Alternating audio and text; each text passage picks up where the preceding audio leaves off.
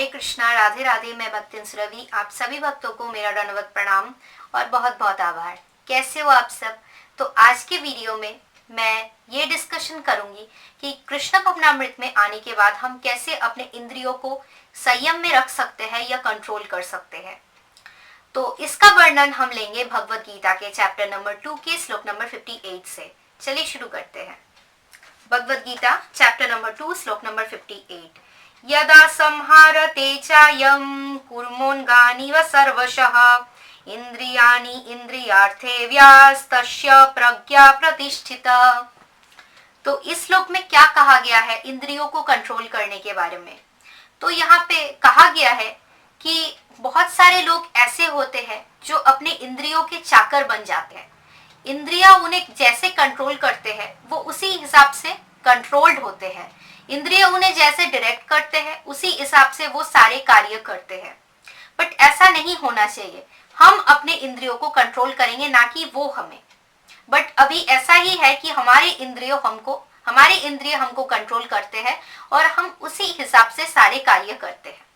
तो इंद्रिय को इस श्लोक में एक सर्प के साथ कंपेयर किया गया है और जो सपेरा है वो हम है, जो एक सर्प को कंट्रोल करता है, अपने वश में रखता है।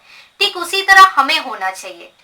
हम वो सपेरा है और हमारे इंद्रिय वो सर्प है जिसको हम कंट्रोल में रखेंगे, क्योंकि हमारी आंखें बहुत कुछ देखना चाहेंगे बट हम वो डिसाइड करेंगे कि वो सही है या गलत है, वो हमें देखना चाहिए या नहीं देखना चाहिए। बहुत कुछ हमें खाने का मन करेगा बट अपने आप को कंट्रोल करना, वो हमें देखना होगा कि ये चीज खाना सही है कि ये गलत है, और वो डिसाइड हम करेंगे।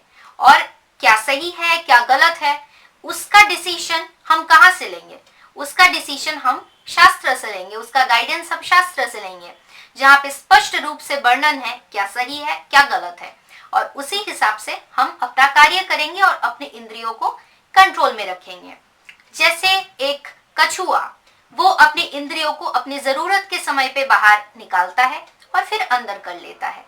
ठीक उसी तरह अपने जो हमारे इंद्रिय है उनको सिर्फ और सिर्फ भगवान के संतुष्टि विधान के लिए यूज करना चाहिए, ना कि हमारे संतुष्टि विधान के लिए।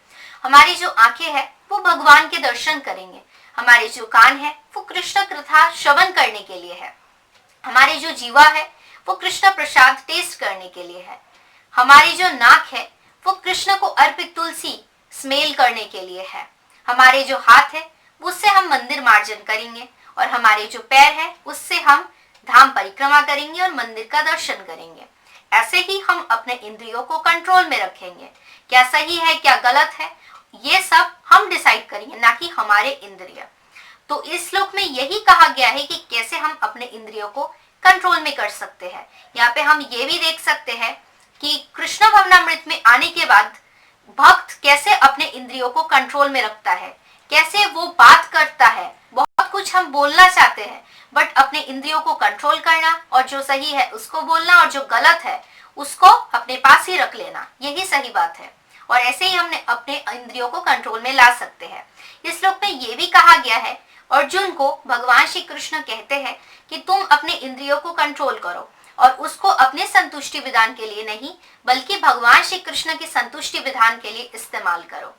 तो ऐसे ही हम अपने इंद्रियों को कंट्रोल में रख सकते हैं, और इंद्रियों के द्वारा कंट्रोल ना होके अपने इंद्रियों को हम खुद कंट्रोल कर सकते हैं। और क्या गलत है क्या सही है इसी हिसाब से अपने इंद्रियों को कंट्रोल करना चाहिए, और सिर्फ भगवान श्री कृष्ण के संतुष्टि विधान के लिए, प्रीति विधान के लिए हमें सारे इंद्रियों का इस्तेमाल करना चाहिए।